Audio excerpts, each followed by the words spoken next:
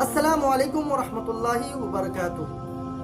ناظرین، آج میں آپ کے سامنے ایک سبق آموز واقعہ بیان کرنے جا رہا ہوں۔ ایک مرتبہ کا واقعہ ہے کہ ایک گھوڑا ایک گہرے گڑھے میں گر جاتا ہے اور زور زور سے آوازیں نکالنے لگتا ہے۔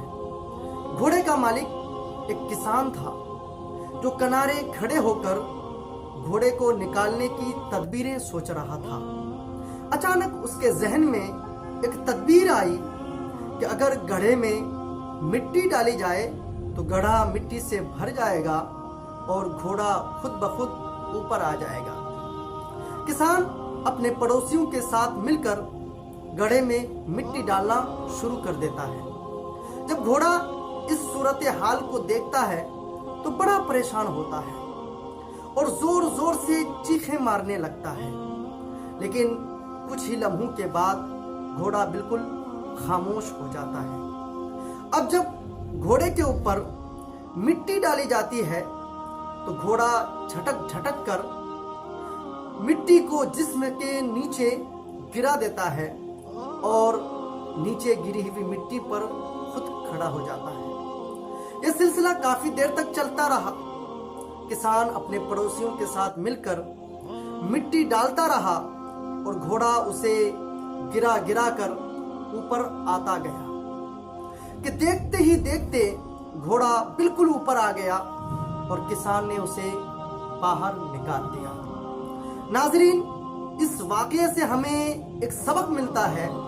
وہ سبق یہ ہے کہ ہماری زندگی میں بھی بہت سارے ایسے واقعات پیش آتے ہیں کہ ہمارے اوپر کیچڑ اچھالے جاتے ہیں، ہمارے دامن کو داغدار کیا جاتا ہے، ہمیں تان و تشنی کا نشانہ بنایا جاتا ہے، ہمارے راستوں میں کانٹے بچھائے جاتے ہیں، لیکن گندگی کے اس گڑھے سے بچنے کا طریقہ یہ نہیں ہے کہ ہم ان غلاظتوں کی تہ میں دب کر رہ جائیں، بلکہ ہمیں بھی ان چیزوں کا مقابلہ کرتے ہوئے آگے بڑھتے رہنا چاہیے، کیونکہ جو مشکلات ہمارے ساتھ پیش آتی ہیں وہ پتھروں کی طرح ہوا کرتی ہیں۔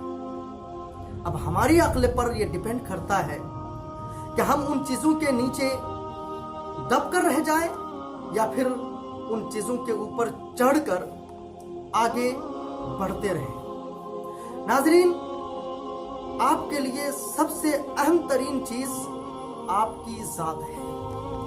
آپ اپنی ذات کو پہچانیں اور اپنی ذات کو قیمتی بنانے کی کوشش کریں۔